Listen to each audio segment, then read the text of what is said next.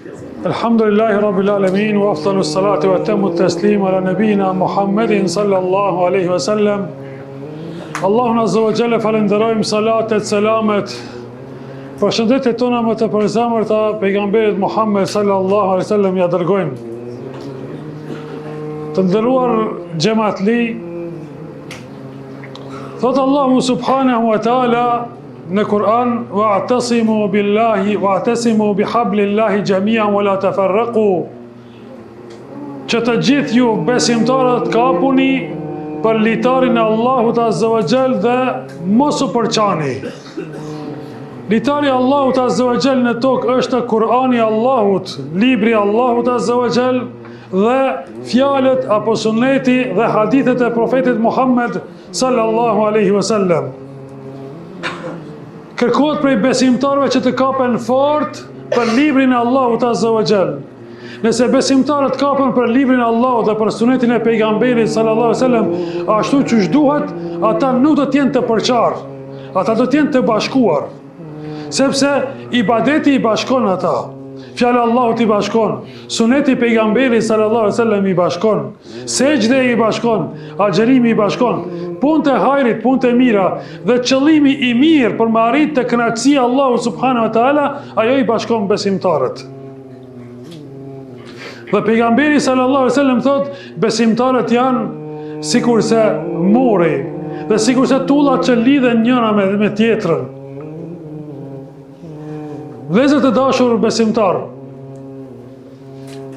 ka deshtë Allahu azza wa jall që këtu në këtë vend të bashkohemi në këtë numër të rrive të qytetit ton dhe rrethinës me një qëllim që të adhurojmë Allahun subhanahu wa taala. Pra jemi duke bërë namaz natë me qëllim që ta kënaqim Allahun subhanahu wa taala, me qëllim që na fal Allahu azza wa jall neve mëkatet, me qëllim që të na mëshirojë Allahu subhanahu wa taala dhe të na pranojë lutjet tona. Njëri prej dietarëve të moqëm të hershëm, kur ju është afruar vdekja, ka thënë dy gjëra vetëm po më dhimbën nga dynjaja, asgjë tjetër që po i la. Ka thënë shoqërinë e mirë dhe namazin e natës. Këto dy kënaqësi që i kam ndi, thot këto po më dhimbën vetëm se që po i la në dynja, asgjë tjetër. Vëllezër të dashur, kënaqësinë që e ndin njeriu gjatë ibadetit, kënaqësinë që e ndin njeriu në lidhje me Allahun, në raport me Allahun subhanahu wa taala, jeta me Allahun azza wa jall është e rehatshme, është e begatshme. Për ata sy edhe ju keni ardhur në këtë kohë për me shiju këtë lumturi. E njëri prej dietarëve të njohur Ibn Taymija thot, është një xhennet në dynja. Kush nuk hyn në xhennetin e dynjas, nuk do të hyjë as në xhennetin e botës tjetër. Ai xhennet në dynja, ka thënë, janë mejliset e ibadetit, e përmendjes së Allahut subhanahu wa taala. Aty ku njeriu e ndin veten të kënaqur me Allahun subhanahu wa taala, aty ku zemra e tij mbushet me iman. Ne lutim Allahun azza wa jall që të jemi prej atyre banorëve të xhennetit të ahiretit. E këtë xhennet që jemi duke e ndjerë këtu në dynja dhe duke e përjetu, duhet të ruajmë këtë, të vazhdoj kjo mirësi me neve, që mos të largohemi pasi që e kemi provu dhe e kemi përjetu jetën me Allahun subhanahu wa taala. Çastet më të mira të njeriut në këtë botë janë ato momente që i përjeton në kënaqësinë e Allahut subhanahu wa taala. Vetëm ato jesin. Vëllezër të nderuar, Allahu azza wa jall me një ajet tregon që pabesimtarët japin dhe dhurojnë para, financojnë për të larguar njerëzit, besimtarët, për t'i penguar nga adhurimi i Allahut subhanahu wa taala, nga besimi, dhe do të vazhdojnë me dhënë. e më pas do t'i bin pishmanit dhe më pas do të munden. Kështu që prej besimtarëve kërkohet e kundërta e kësaj, që besimtarët të japin në rrugën e Allahut subhanahu wa taala për me mbrojt imanin. Për atë arsye u obligua zekati për besimtarët. Për atë arsye u detyruan edhe besimtarët të japin sadaka, sikur sadakaja e fitrit apo sadaka të tjera që jipen gjatë vitit. Vetëm që njerëzit t'i afrojmë në rrugën e Allahut azza wa jall, të largojmë brengat e tyre, t'i ndihmojmë atyre mundësi t'i japim që të adhurojnë Allahun subhanahu wa taala. Kështu ndërtohet një shoqëri. Kështu ndërtohet një shoqëri e shëndosh.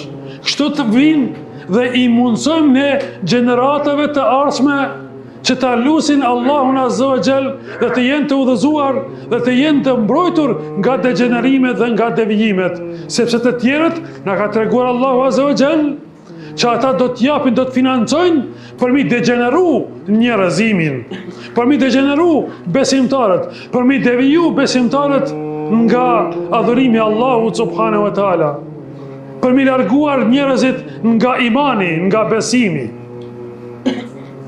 Vëllezër të dashur, besimtarët e ruajnë njëri tjetrin duke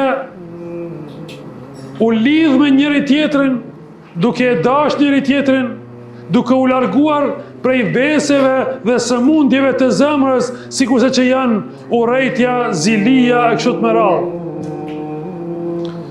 Andaj vëllezër, kur të tjerët investojnë për degenerim, investojnë për me largue njerëzimin nga imani, investojnë për me fut njerëzit në xhehenem, në zjarr, sepse ashtu i urdhëron dhe inspiron shejtani i mallkuar. E ne besimtarët kemi obligim që t'i udhëzojmë të tjerët në rrugën e Allahut azza wa jall. Kjo dynja është e shkurt. Qëllimi ynë nuk është vetëm se kënaqësia në këtë dynja dhe me përfundu çdo gjë. Qëllimi ynë është për te dynjas. Qëllimi besimtarët është qëllimi lartë. Qëllimi besimtarit është me kënaqë të madhin Allah, Allahun subhanahu wa taala, krijuesin e njerëzimit. Qëllimi besimtarit është që të jetë pranë pejgamberit sallallahu alaihi wasallam në xhenetin Firdaus. Qëllimi besimtarit është që të shpëtoj nga zjarri i xhehenemit. Andaj Allahu azza wa jall na ka urdhëruar që ta besojmë Allahun, na ka urdhëruar që të falim namaz, na ka urdhëruar që të japim zakat, na ka urdhëruar me agjërim dhe na ka urdhëruar me hax. Allahu na ka ndaluar prej harameve, prej shirkut, prej kufrit. Andaj vëllezër, në Islam është e rëndësishme ta kuptojmë një gjë, ku pejgamberi sallallahu alaihi wasallam ka thënë, kushdo që e shpik një rrugë, e vepron një sunnet të haruar, të vdekur, dhe bëhet shembull për tjetrin dhe model që dikush ta shef atë se që ka vepruar edhe ky të veproj, thot ky i pari e merr shpërblimin e atij i cili është ka ardhur pas tij dhe ka pasu këtë, pa ju paksuar shpërblimet e tyre. Kështu vëllezër të dashur, ishte pejgamberi sallallahu alaihi wasallam dhe tha pejgamberi alaihi salam, o Ali, e këshilloj Aliun, djalin e xhaxhait ti, o Ali, po ta udhëzoj Allahu azza wa jall dikë përmes teje, më mirë është për ty se sa pasuria e madhe dynjas. Vëllezër të dashur, qëllimi ynë nuk është një qëllim veç për vetveten tonë. Unë jam i udhëzuar, nuk më intereson për të tjerët. Pejgamberi sallallahu alaihi wasallam ka thënë, më i miri për jush është ai i cili është më i dobishëm për juve. Është më i dobishëm për të tjerët. E dobia më e madhe që ti mund t'ia afrosh dikujt është udhëzimi në rrugt të Allahut azza wa jall. Udhëzimi në në besimin e Allahu subhanahu wa taala, udhëzimi në fen islame, udhëzimi në dashurinë e Allahut dhe dashurinë e pejgamberit sallallahu alaihi wasallam. Andaj o vëllezër, ju me ndihmën e juaj kemi arritur pra që në këtë vend të adhurojmë Allahun subhanahu wa taala. Me ndihma që i keni afruar ju, me shërbime që i keni bërë ju, qofshin ato financiare, qofshin ato fizike, e kështu me radhë. Pa qëllimi ynë është që t'ju afrojmë njerëzve udhëzimin Allahu subhanahu wa taala, që t'i largojmë njerëzit nga devijimi, që të jenë njerëzit të dobishëm për vetveten e tyre, për familjen e tyre, për qytetin e tyre dhe për mbar vendin e tyre. Pejgamberin Allahu azza wa jalla ka thënë për pejgamberin Muhammed sallallahu alaihi wasallam: "Wa ma arsalnaka illa rahmatan lil alamin." Dhe ne ty o Muhammed nuk të kemi dërguar diçka tjetër vetëm se si mëshirues, rahmet për mbar njerëzimin. Andaj besimtari e ka pra këtë vizion që ta shpërndaj mirësinë e Allahut subhanahu wa taala tek tjerët. Çdo ndihmë e juaj, o vëllezër të dashur, që e bëni ju, neve na lehtësoni për të krijuar mundësi të reja që vëllezërit besimtar të udhëzohen dhe të afrohen. Andaj me ndihmën e juaj kemi arrit pra me ble atë vend, edhe na ndihmoft Allahu azza wa jall që edhe të zgjerohemi edhe më shumë dhe t'i afrojmë mundësi të tjerëve të adhurojnë Allahun subhanahu wa taala. Ne të jemi sebeb, ne të bëhemi sebeb shkaktar që dikush të bie sejdë në atë vend për hir të Allahut subhanahu wa taala. Elusim Allahun azza wa jall që të na mëshirojnë në këtë natë. Elusim Allahun azza wa jall që ta kem qëlluar natën e Kadrit. Elusim Allahun subhanahu wa taala që të na pranoj veprat tona, lutjet tona. Elusim Allahun që kur dhe asnjëherë mos na largoj nga feja Allahut azza wa jall. Elusim Allahun që të na ruaj nga devijimi, nga shirku, nga kufri. Elusim Allahun azza wa jall që vendi ynë të jetë në xhenetin Firdaus bashkë me pejgamberin sallallahu alaihi wasallam. Elusim Allahun azza wa jall sikur se që na ka mbledhur në këtë vend, të na mbledh edhe në xhenetin Firdaus bashkë me pejgamberin sallallahu alaihi wasallam. Allah e shpëlbet o vëllezër për çdo mund që e keni bërë, për çdo aktivitet që keni bërë, për çdo aksion humanitar e bamirës që keni ndërmarrë. Pa keni punuar bashkërisht, keni qenë domethënë shembull që nuk keni prit që dikë me lutë ne hajde bëne këtë apo krye këtë, por keni shpejtu duke u nisur nga bartja e ujit apo nga investimi për blerjen e ujit. E mos flasim pra iftare që keni investu, apo në syfyre që keni investu, apo në bamirësi që keni investu, qoftë me zekat, qoftë me sadaka, e kështu të me radhë, Allahu ju pranoft ya Rabbi. Po ashtu e kam edhe një falënderim të veçantë ku elusim Allahun azza wa jall të shpërblej gjithë ata vëllezër të cilët për këto net na kanë përgatitur ushqim, apo e kanë përgatitur vendin, apo e kanë pastruar vendin, prej më të madhe deri tek më i vogli. Allah ju shpërbleft, Allah ju rujt. Pra jeni shembull për mbar qytetin dhe ndoshta edhe për mbar Kosovën, se besimtarët kur të bëhen janë të dobishëm.